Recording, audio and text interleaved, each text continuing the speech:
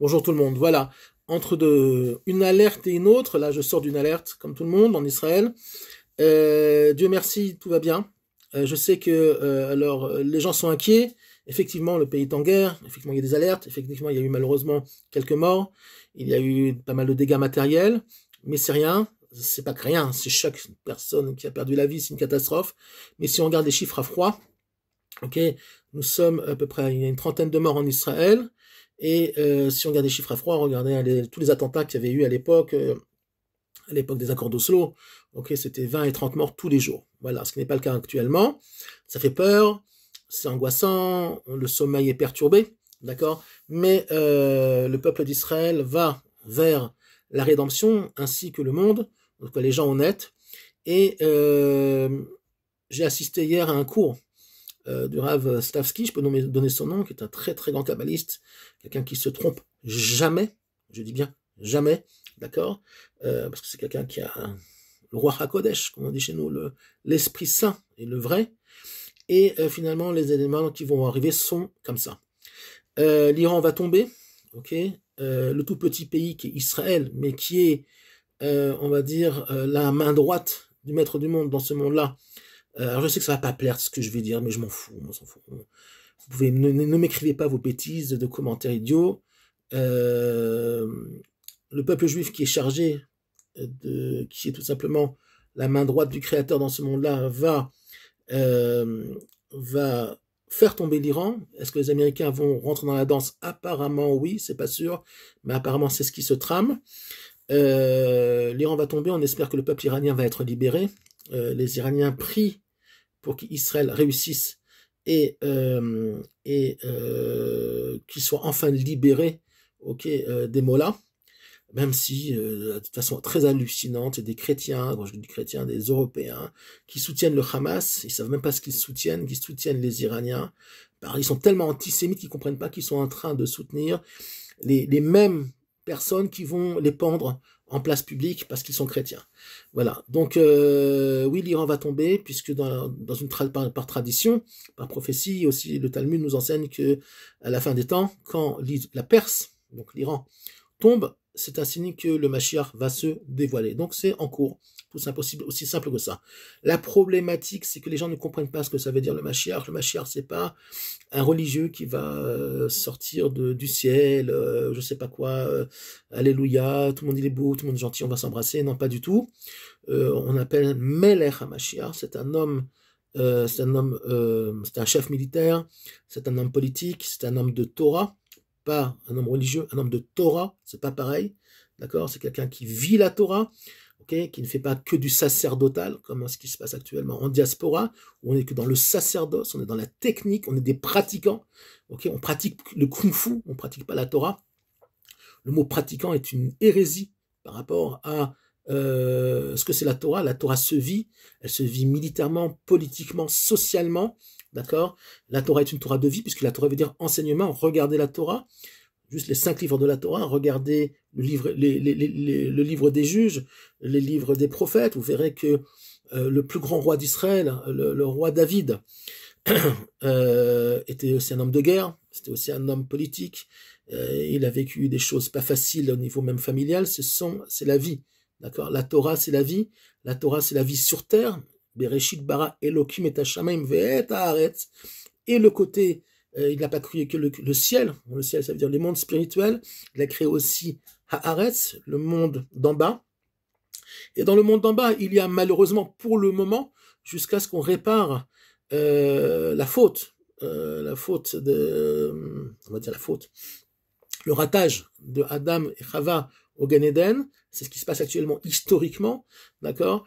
Nous sommes dans un monde où il y a malheureusement des guerres, où le mal s'exprime, le bien aussi, et nous sommes tout simplement, comme dans Star Wars, d'accord, le combat entre le mal et le bien, et finalement nous sommes tous dans un combat déjà individuel, entre le bien et le mal qu'il y a en nous, et au niveau collectif, puisque les nations malheureusement s'entretuent, et très souvent se sont entretuées pour, on va dire, pour des raisons spirituelles, ce qu'on appelle les guerres de religion, où chacun a essayé de tirer à lui la vérité, et malheureusement a essayé aussi de convertir les autres nations, comme l'islam et les chrétiens, qui ont essayé de convertir les juifs de force lors de l'Inquisition, et puis pendant toutes les périodes qu'il y a eu, même dans le sud de la France, en Italie, en Angleterre, ils ont toujours essayé de convertir de force, d'éliminer toute présence juive spirituelle en Europe. Or, le judaïsme a cette bizarrerie, si on peut dire comme ça, je rigole, de ne pas vouloir convertir. Justement, nous, on n'est pas pour la conversion, puisqu'on n'a pas besoin d'être converti, on n'a pas besoin de montrer au monde qu'on a raison. D'accord? La seule chose que la Torah enseigne pour les nations du monde, si on vous demande pas d'être converti au judaïsme, parce que le judaïsme n'est pas une religion, faut bien le comprendre, n'est pas une religion. D'accord? C'est un enseignement. Alors effectivement, il y a des lois particulières à appliquer, etc. Mais le judaïsme n'est pas une religion. Les nations du monde ont leur place pour exprimer le divin dans ce monde-là, mais il faut que ça soit rectifié, que ça soit canalisé, et ça passera par la construction du troisième temple et le dévoilement du Mashiach. Or, ce que demande la Torah, c'est justement de croire en un Dieu un, ok, qui n'a pas de forme, qui n'est pas de chair, qu'il n'y a pas de trinité, qu'il n'y a pas de culte de la mort comme dans l'islam, où c'est un des paganismes de l'islam, c'est de mourir en shahid, d'accord, quand on tue des chrétiens ou des juifs, ok, et d'avoir 72 vierges au Gan Eden, tout ça c'est des bêtises d'adolescents, même pas d'enfants, d'accord. Ils rêvent de quoi en fait? Ils rêvent de sexe, d'accord. Leur Gan Eden est un Gan Eden de sexe, puisque l'homme va s'envoyer en l'air avec 72 vierges. Franchement, il faut qu'il se réveille, quoi. Donc l'islam se réveille. Donc finalement, l'islam est une religion d'enfants, d'accord, qui est encore dans des fantasmes. Il y a plein de choses écrites dans le Coran, comme quoi les sheidim, ils seront servis par des jeunes garçons cheveux longs, imberbes. D'ailleurs, on va leur verser du vin, il y a marqué. On leur versera de là-bas du vin, alors qu'ils n'ont pas le droit de boire du vin sur terre. Dans le ciel, ils peuvent boire du vin, il n'y a pas de vin là-bas, il n'y a pas de... Bon, bref, on est dans un délire fantasmagorique, d'accord, malheureusement, dans le monde chrétien, c'est pas mieux. Donc, les gens un peu intelligents, de bonne volonté, changer de disque avant qu'il soit trop tard, c'est très très proche, le dévoilement du Mashiach est très proche. Le Mashiach est un homme, donc j'ai expliqué, politique, un homme spirituel, il sera prophète, ok. Il a ce qu'on appelle le Nefesh de David, c'est un mélange de David, je vais pas trop compliquer les choses, c'est un mélange de David, de Yosef Hatzadik, de Moshe Rabbeinu, de Moïse, de Adam le premier homme, et il aura une étincelle qu'on appelle la Yechida, qui va le connecter au maître du monde par le biais de la prophétie, il saura quoi faire et comment faire. Le divin, dans le monde, ne s'exprime que par, on va dire, des expressions, mais le divin lui-même n'est pas connectable. L'essence même du divin n'est pas connectable. Donc comment on dévoile Dieu dans le monde? Tout simplement, c'est le dévoilement de l'harmonie. C'est le dévoilement et la compréhension profonde de chaque chose, chaque fourmi, chaque musique, les arts. C'est pas une orthodoxie, contrairement à, et là je cite un peu le Rav Kook, on n'est pas dans une orthodoxie où finalement le maître du monde est un espèce d'immense dictateur qui fait peur à l'humanité. Si tu fais pas ci, tu vas mourir. Si tu fais pas ci, tu vas faire comme ça. Non, la Torah, les mitzvot sont des conseils, d'accord, des conseils de vie. Alors tu veux pas les appliquer, que c'est comme un médecin. Le médecin il te dit arrête de manger du sucre, arrête de manger des choses frites, tu vas tomber malade. Pourquoi? Parce que c'est comme ça, c'est la nature du monde. Tu peux dire moi je mange ce que je veux. Eh ben, tu vas manger ce que tu veux. Tu vas fumer 3 paquets de cigarettes par jour et tu vas boire de l'alcool.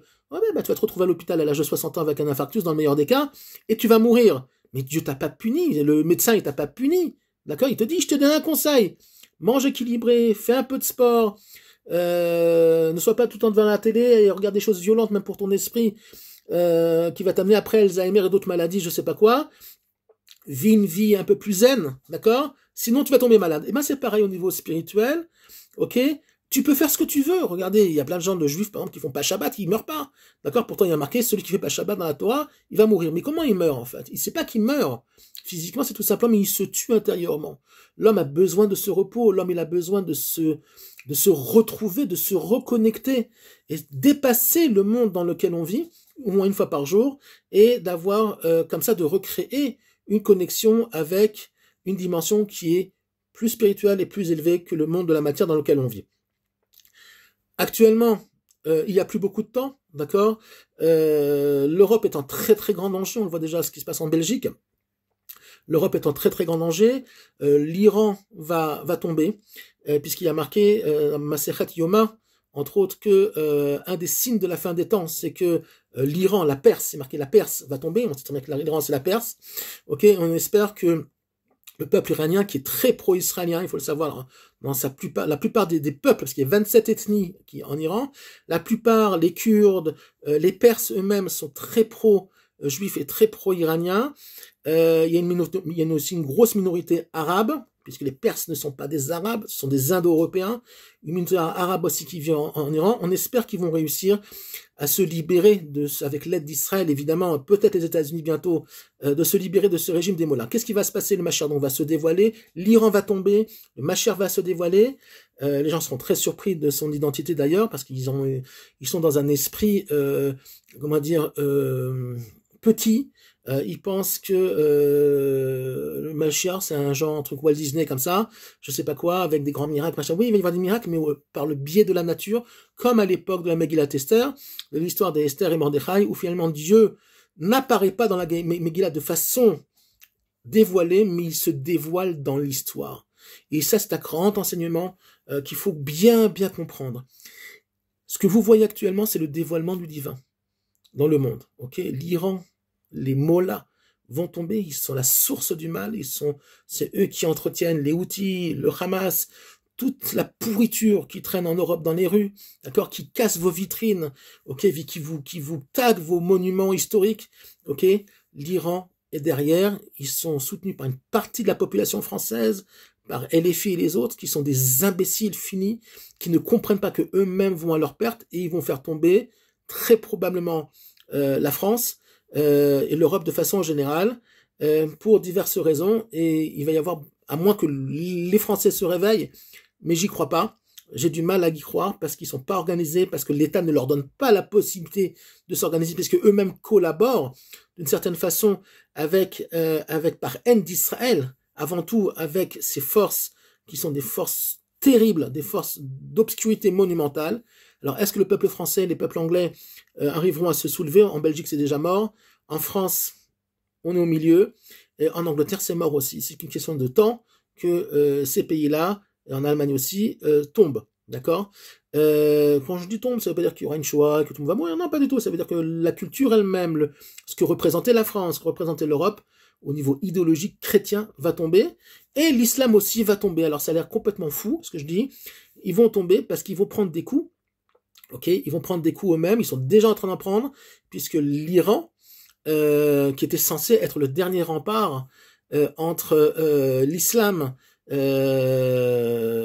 le peuple d'Israël qui revient sur sa terre, finalement l'Iran, le grand tyran, soi-disant qu'il allait détruire, tous les 3 jours on entend ici, vous allez voir ce soir on va vous détruire, il n'y aura plus rien, ils sont en train de tomber, on est en train de la tanner de leur vie, et ce n'est que le début, voilà. On espère qu'il n'y aura pas de troisième guerre mondiale. Vraiment, moi, je prie pour ça, en tout cas, parce que c'est toujours très mauvais, les guerres. Mais parfois, c'est nécessaire. Et le mal, je l'ai déjà dit, le mal ne s'efface pas du jour au lendemain. Donc, le Mashiach va se dévoiler. Il va reprendre certaines terres pour pouvoir reconstruire le temple, parce que le temple, on peut pas le reconstruire si, au niveau spirituel, la terre d'Israël n'est pas au niveau minimum, en tout cas, dans sa plénitude, à savoir une partie du Liban, la Syrie, la Jordanie, qui sont des États qui n'existent pas sur la carte, la vraie carte du monde. Ce ne sont pas des nations, ça a été créé par les Anglais et les Français après la Première Guerre mondiale. Regardez l'histoire, essayez de vous renseigner, et vous verrez que tous ces pays-là vont disparaître, de laquelle il va y avoir de grands événements qui vont changer les cartes, il faut pas avoir peur de ça, qui vont changer les cartes. La cartographie politique du monde va changer pour le bien de l'humanité. Le temple va être reconstruit pour Israël et les nations du monde, d'accord? Et les nations du monde, en tout cas, les gens honnêtes qui auront fait le switch que Shema Israël, Adonai Eloheinu, Adonai Echad, que Dieu est grand, écoute Israël, l'Éternel, et notre Dieu, l'Éternel j'ai du mal à le traduire en français. Voilà. Donc finalement, il faut parler de l'unité divine et non plus de rentrer dans des trilogies de la guerre des étoiles et autres. Et les gens auront peut-être une chance d'être si on peut dire comme ça, sauvé. À très bientôt et faites attention à vous.